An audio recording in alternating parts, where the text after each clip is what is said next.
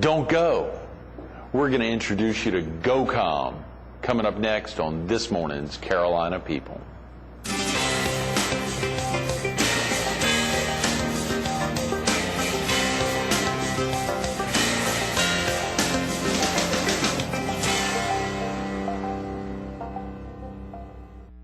Good morning. Welcome to Carolina People. This morning we're at the Myrtle Beach Train Depot. We're focused on television broadcasting and GOCOM Media's one-year anniversary of their purchase of WRSP and WCCU TV. And we're visiting with GOCOM Media's Chief Executive Officer, Ric Gorman. Good morning, Ric. Morning, Greg. How about this Myrtle Beach Train Depot? Isn't this amazing? What a building. It is incredible. Of course, last Friday we were with Jack Thompson, you know, the historian, the unofficial Myrtle Beach historian, the official photographer of the train depot, and has been with the Herald since its inception, who was instrumental in helping to preserve and stop the bulldozers from coming to take over the... A lot of history in this building. The pictures out front are amazing, and the time capsule, it's great. I'm glad they saved it. Absolutely. Hopefully we can get folks from all over the region to come in, and even potentially folks from Illinois to come visit Myrtle Beach and check out the train depot. This is so exciting to get you in, and of course to think about the one-year anniversary today of the purchase of the stations from Bay Hackle, who the next day purchased, of course, the station we're airing on now, WFXB TV, Fox 43. It's been an exciting year, hasn't it? It's been real exciting, real exciting. It's been fun to do business with Bay Hackle on both ways. It's a tremendous opportunity for them when they purchased Fox 43 here in Myrtle Beach, and they've done a great job with it. They're just a great broadcaster, based in the Carolinas, based in Charlotte. And I believe one of the Bay Hackle still owns property here in Myrtle Beach, doesn't she? I believe you're right, absolutely. And of course, Beverly Poston, their current CEO, comes down a lot. I know one of the other family members does. Of course, they had the tough loss of their patriarch over this last 12 months, the guy, Cy Bay Hackle, who was instrumental. Of course, you were there in Charlotte for a long time. For 12 years. In fact, I think executive VP of Bay Hackle, Jim Babb, was on the board of a former version of GOCOM based out of Charlotte when we lived in Charlotte. Is that right? That's right. Yeah. Are you originally from the Carolinas, Ric? No, I'm originally from Indiana. I'm a Hoosier. A Hoosier, yes. What brought you east? To the Carolinas? Actually, broadcasting had taken us, there's a line in the sitcom WKRP in Cincinnati. They're talking about I moved town to town up and down the dial, and that's exactly what our family did as we moved around broadcasting radio and then TV. In 1994, we decided to stop working for other people and start our own company, and that gave us, one of the main reasons we did that is we really wanted to control our own life, including where we lived, as opposed to somebody calling up and saying, hey, I want you to go to Jacksonville, or I want you to go to Tucson. So living in Charlotte, that's the place that we chose. We just love the Carolinas. That was the early incarnation of GOCOM. In 1994, correct. Son of a gun. And y'all were based there in Charlotte, but did y'all actually own any stations there in Charlotte? None in Charlotte. We tried to a couple times, but didn't get the deals done. Which is probably good, because I'm not sure that I would want to manage a television station with the CEO living in town. At least not with me as the CEO. I wouldn't want that. No, we owned, our first acquisitions were actually in the Carolinas. Great. In Greenville, New Bern. Actually, it's a hyphenated market, similar to Florence, Myrtle Beach market. Right. And Springfield, Champaign, and Springfield, Champaign, Decatur is a hyphenated market as well too. Absolutely. So you've had experience both in owning and operating stations in hyphenated markets. Of course, Fox affiliates. You've been with the Fox family for a long time. Since Fox started in 1987. Is that right? With was it the Joan Rivers show? I think was their late night venture, and then they started Sunday with Married with Children, 21 Jump Street with Johnny Depp. Right. His founding, to think about that all starting, and Jim Carrey, I mean a number of folks getting their start on the Fox show Network. In Living Color. Yeah. Right. There was a lot of fun things in the early days. In fact, The Simpsons. I don't know if you remember the Tracy Ullman show, which was on the first Sunday night lineup for Fox in 1987. And it was a 1-minute segment which expanded to 3 minutes, which was a cartoon, 1-minute cartoon, like you used to have when you go to a movie. When you were a kid, they'd have a cartoon as part of the trailers before the movie. But so The Simpsons was a 1-minute cartoon, then expanded to 3 minutes. Is that right? And then 2 years later, they took it to a 30-minute show, and it's 18 years later, it's still on the air. I know. What an exciting movie this summer. The movie out this summer. And of course, we think now about things like YouTube and MySpace, where they have these 60-second cartoons or animated pieces, or 3 minutes. And of course, 20 years later, Murdoch back in the game. The guy who founds Fox is now back in the game, even expanding his empire even larger, doing things just like that, broadening pieces like The Simpsons, seeing opportunities like that now on the web, and The Simpsons have been a tremendous, and of course even that Springfield name, another exciting piece. Oh, we were so mad this summer. There was a contest to find out what city was the real Springfield in The Simpsons, which is the storyline home of The Simpsons. Right. And Springfield, Illinois made a really hard run at it, but we came in second to Springfield, Vermont. Springfield, Vermont is the home of, or is voted on. I don't buy that. Yeah, Homer's not from Vermont. No, he's from Illinois.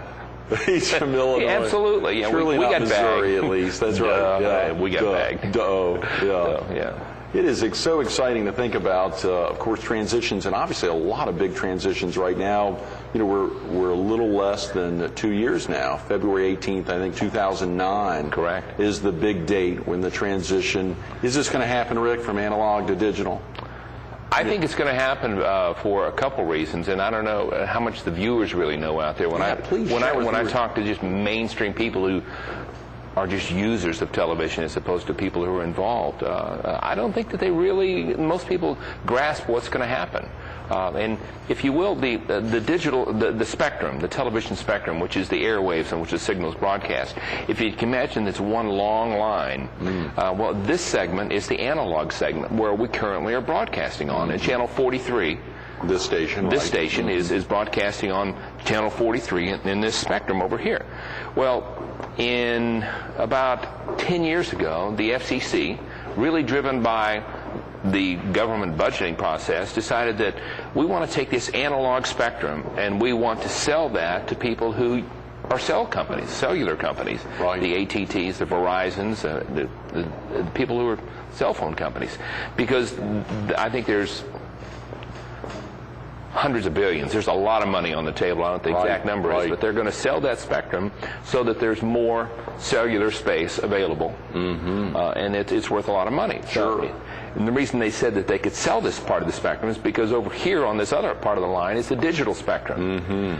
So that requires, in order to move all these television stations over here, every television station in the country had to spend millions of dollars to build a brand new digital plant. You know that very well. That's right, absolutely. A brand new digital plant. So channel 43 becomes, channel 18. Channel 18. And what a lot of people don't understand is that as of February 19th or 18th of 2009, Feb 18 of 2009, channel 43 goes dark. Channel 13 in this market goes dark. Channel 15 to 21, they go dark. Anything on the analog spectrum that you're currently watching over the air, those stations just go dark. Then the digital signals, which have been running for quite some time, will replace that. So you'll have to, and you can't find channel 18 on your old analog TV. You just can't pick it up. It's like AM versus FM. You just can't pick up an FM station on the AM band. So I think what a lot of consumers don't understand is that if you have an analog-only television, that it can't pick up a digital signal. It's a nice boat anchor as of February 20th, 2009. Now, the government has a budget, a limited budget for people with smaller household incomes so that they can buy a converter which will take that digital signal and down convert it, degrade that signal to an analog signal. But I don't think it's foolproof. I think there's going to be quite a bit of interruption. Obviously, a lot of congressmen and U.S. senators are anxious about that transition, knowing that people aren't going to be calling necessarily the TV manufacturers, but instead calling Washington and saying, what the heck happened to my channel 13, which in this market folks have watched since 1954, or channel 15 since 1980, or even this station, my old station, or 43, since 1984. You will see a lot, I think, Greg, a lot of promotion on air, a lot of publicity about it, because the broadcasters, we have a lot at stake. If people can't find Fox 43, as it moves to Fox 18, then we've lost the viewers. But they're going to find American Idol. They're going to find the news. They're going to find the NFL. Sure. But it's going to be some disruption, interruption of viewer habits and patterns for a brief period of time. Same thing for viewers in Springfield and Champaign, where I guess channel 44 and 55 will be changed, or 27 and 55 will be replaced by 44 and not sure the other channel number, of course, but it's very exciting to think about that transition. And CW23, prayerfully, hopefully, everything will come together on that. That's another transition that will take effect. Right. All these, part of the reason WFXB, what we've called Fox 43 since January 20th of 1997, is now Bahakel is utilizing the phrase just WFXB TV or WFXB Fox, because they wanted to get away from that 43 from that moniker. dial position. Absolutely. And so many folks right now are watching on Channel 7 on cable. If they're not watching it on Dish, or in Lumberton, obviously on Channel 2, but most folks are seeing us over the air or on cable on Channel 7, which is interesting. So getting away from the numbers is probably a good thing to a great degree, just promoting the brands. I know, obviously, in Illinois, pumping up Fox Illinois or My Fox Springfield, My Fox Champaign. A lot happening there. A lot's happening there. Yeah. It's an exciting acquisition, great purchase, and we decided to, when we decided, our partnership decided, and it's 3 Carolina guys, basically. Is that right? But yeah. You know this. Well, I am a little aware of it. That's right. Yeah. And our largest investor is a great gentleman from Durham, Robinson Everett, who you might know. I do know that guy. You know that guy, and he's a tremendous partner. He's been in broadcasting since 1966, more or less. So a little more than 40 years now, as they prepare to launch the NBC affiliate in Raleigh. And he was also there in the beginning with Fox. Right. Absolutely. Converted a CBS affiliate to Fox. 3 CBS affiliates to Fox. And that's just a very, very small slice of what he is as a business person and career man. Absolutely. Being an investor, but he's a great partner. He, along with yourself, his middle son, and myself and my company, which is GOCOM Broadcasting, which is the managing partner in the LLC. Right. Purchased 2 Fox affiliates in the Champaign-Springfield market, and we've used the term hyphenated for the last 5-10 minutes, and I'm sure the viewers don't really understand what that is. The government decided to assign marketplaces based upon population usage of retail and whether or not cities like Florence and Myrtle Beach can relate to each other, and created television markets. And this is a hyphenated market with 3. This market here, Florence, Myrtle Beach, with Florence, Myrtle Beach, and Lumberton. So you've really got 3 different parts to the marketplace, and those are separate newspaper markets, separate radio markets, but one television market. And the properties that we bought up in Illinois are exactly that. It's the same situation, and you've got Springfield, which is the state capital, a town of about 140,000 people. Right. And on the far west side of the market, far east side of the market is Champaign, a town of 110,000 people. Champaign-Urbana, but then there's another 40,000 transients, college students. Oh yeah, sure. Who are an integral part of that community. And then in the middle is a town of 85,000, Decatur, which is the home of Archer Midland Daniels. Yes. One of the largest producers of ethanol. Right. And also, it's Caterpillar has one of their largest plants there. Is that right? So both ADM and Caterpillar. Very, very strong. So it's the economic underpinnings of the market are just really, really great. The weather's not as nice as we have down here, but it is a hyphenated market. And what's different about that market than this market is that Fox 43 serves the whole market with one signal. Right. One, if you will. Florence, Myrtle Beach, and Lumberton, and one stick sort of in the middle that covers it all, one transmitter. We have 2 transmitters up there, so we really have Fox 55 on the Springfield side of the market and Fox 27 on the Champaign side of the market. Right. So we can literally, we separate the signal for commercials, and we separate it for promotion, and we separate it for news. Because candidly, we find that most people who live in Champaign are much more concerned with what's going on in Champaign than they are what's happening in Springfield. Right. Similar to here. That's why the Myrtle Beach Herald is so successful. Absolutely. You focus just on your backyard. That's exactly right.